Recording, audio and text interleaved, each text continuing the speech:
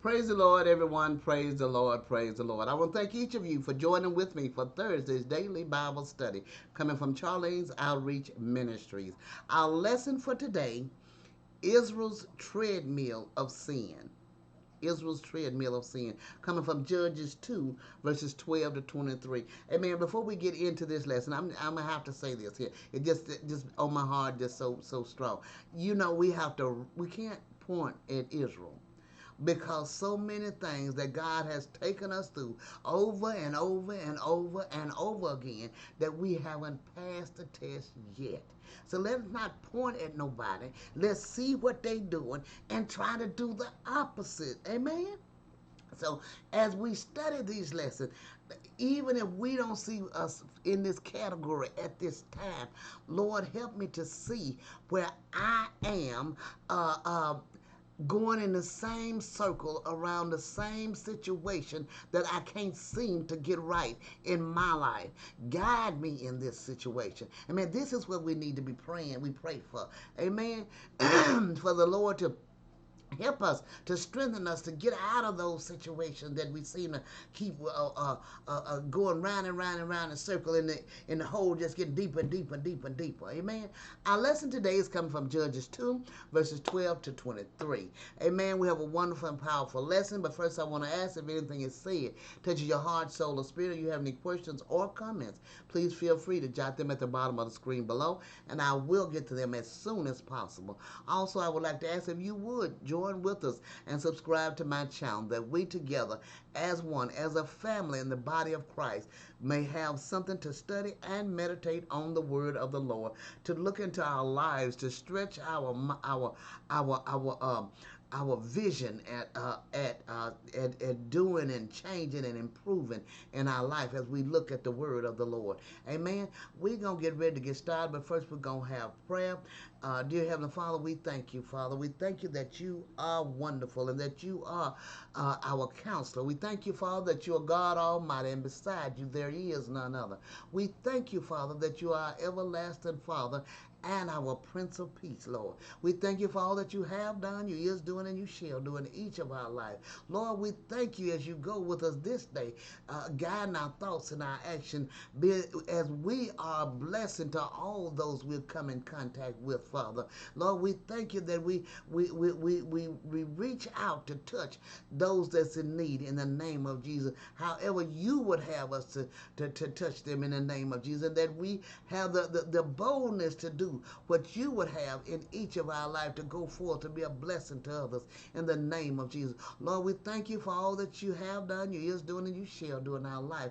We thank you, Father, as you protect us and guide us and show us the way. We thank you, Father, as you are with us when we come in and when we go out. We thank you, Father, for all that you do in Jesus' name. Lord, we thank you that you open our eyes that we see and our ears that we hear. And we thank you, Heavenly Father, for knowledge, understanding, and wisdom, that we continue to have the wisdom of doing your word, Father, as we get the knowledge of how to do the word and the understanding of what we need to do. Now we have the wisdom through your grace and mercy to do your word, and we go forth with boldness in the name of Jesus.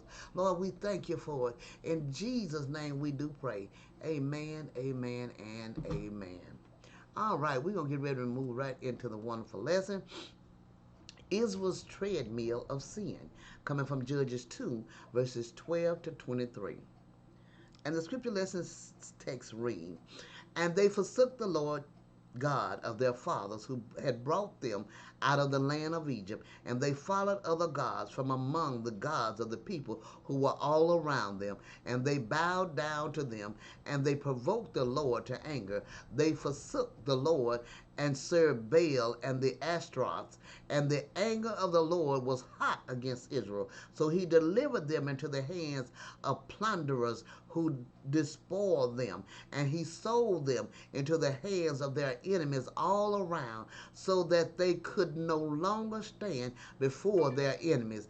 Wherever they went out, the hand of the Lord was against them, for calamity, as the Lord had said, and as the Lord had sworn to them, and they were greatly distressed. Nevertheless, the Lord raised up judges who delivered them out of the hand of those who plundered them. Yet they would not listen to their judges, but they played the harlot with other gods and bowed down to them. They turned quickly from the way in which their fathers walked, in obeying the commandments of the Lord. They did not do so. And when the Lord raised up judges for them, the Lord was with the judge and delivered them out of the hand of their enemies all the days of the judge. For the Lord was moved to pity by their groaning because of those who oppressed them and harassed them. And it came to pass, when the judge was dead, that they reverted and behaved more corruptly than their fathers, by following other gods to serve them and bow down to them. They did not cease from their own doings, nor from their stubborn way. Then the anger of the Lord was hot against Israel, and he said, because this nation has transgressed my covenant which I commanded their fathers, and has not heeded my voice, I also will no longer drive out before them any of the nations which Joshua left when he died, so that through them I may test Israel, whether they will keep the ways of the Lord, to walk in them as their father kept them or not. Therefore the Lord left those nations without driving them out immediately, nor did he deliver them into the hand of Joshua. Amen. This is a powerful lesson, as we see here, as the good Lord continued to deal with the Israelite, continued over and over again. He said, I'm just going to leave this thorn here, this problem here for them. And if they cannot withhold themselves, if they cannot restrain themselves, then they will fall into the hand of the oppressors. Amen. But if they truly turn to me, then they will be blessed and come out. Amen.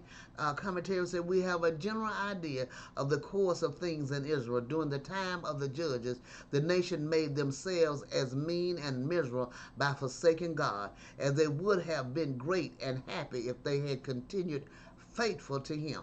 Their punishment answered to the evil they had done. They served the gods of the nations round about them, even the meanest, and God made them serve the princes of the nations round about them, even the meanest. Those who have found God true to his promise may be sure that he will be as true to his threatenings. He might in justice have abandoned them, but he could not for pity do it. The Lord was with the judges when he raised them up, and so they became survivors. In the days of the greatest distress of the church, there shall be some whom God will find or make fit to help it. The Israelites were not thoroughly reformed, so mad were they upon their idols, and so obstinately bent to backslide. Thus those who have forsaken the good ways of God, which they have once known and professed, commonly grow most daring and desperate in sin, and have their hearts hardened. Their punishment was that the Canaanites were spared, and so they were beaten with their own rod. Men cherish and indulge their corrupt appetites and passions. Therefore God justly leaves them to themselves under the power of their sins, which will be their ruin. God has told us how deceitful and deceptively wicked our hearts are, but we are not willing to believe it until, by making bold with temptation, we find it true by sad experience. We need to examine how matters stand with ourselves, and how to pray without ceasing, that we may be rooted and grounded in love, and that Christ may dwell in our hearts by faith. Let us declare war against every sin and follow after holiness all our days. Amen, amen. Let us not turn, but because of things that is in our area or things that is around us. Let us not run behind everything that comes in front of us, that we can't retain ourselves or hold ourselves. Amen. Let us show God that we are able to withhold ourselves and stop and not do the things that is around us. But we can only do this by staying in the Word and by prayer and fasting and meditating on the Word day and night. And this is the only way we can keep from falling into sin and temptation.